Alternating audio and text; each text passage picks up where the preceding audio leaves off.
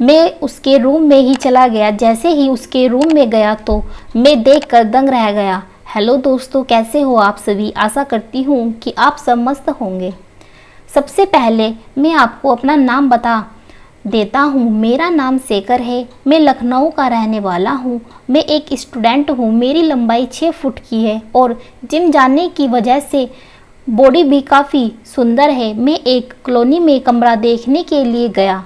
यह मकान एक डॉक्टर का था जो बाहर विदेश में चला गया था, पर वहाँ पर उसके माता पिता रहते थे और भाई।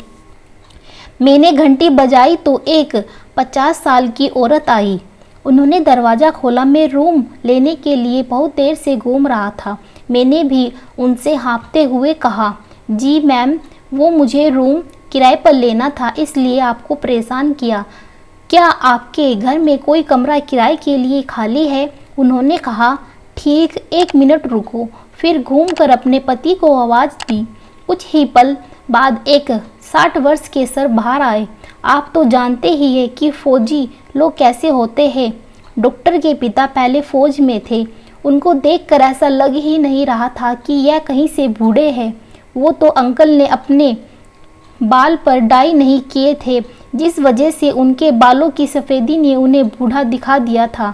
उन्होंने पूछा, कहाँ से हो, क्या कर रहे हो, तुम्हारी जाति क्या है? मैंने सब कुछ बता दिया और अपना आधार कार्ड भी उसे दिखा दिया।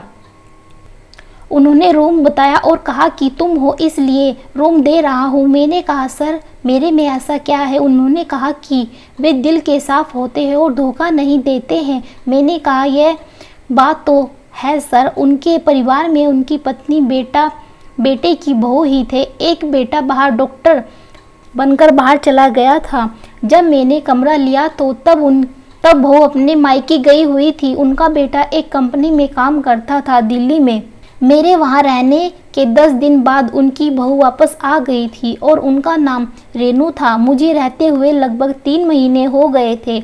उस दौरान मेरी कई बार रेनू भाभी से नज़र मिल गई थी।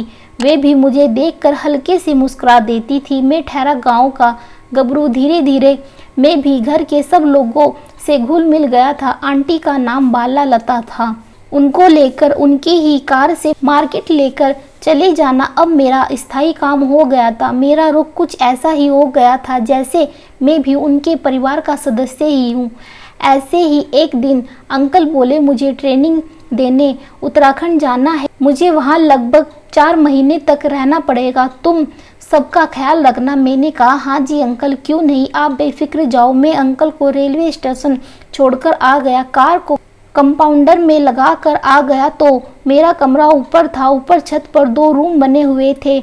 मैं एक में रहता था और एक में पुराना कबाड़ पड़ा हुआ था, स्टोर रूम था। मैंने रेनू भाभी को आवाज़ लगाई, कार की चाबी कहाँ रख दूँ? कोई आवाज़ नहीं आई। मुझे लगा कि वे अपने रूम में होगी तो मैं अपने रूम में ही चला गया।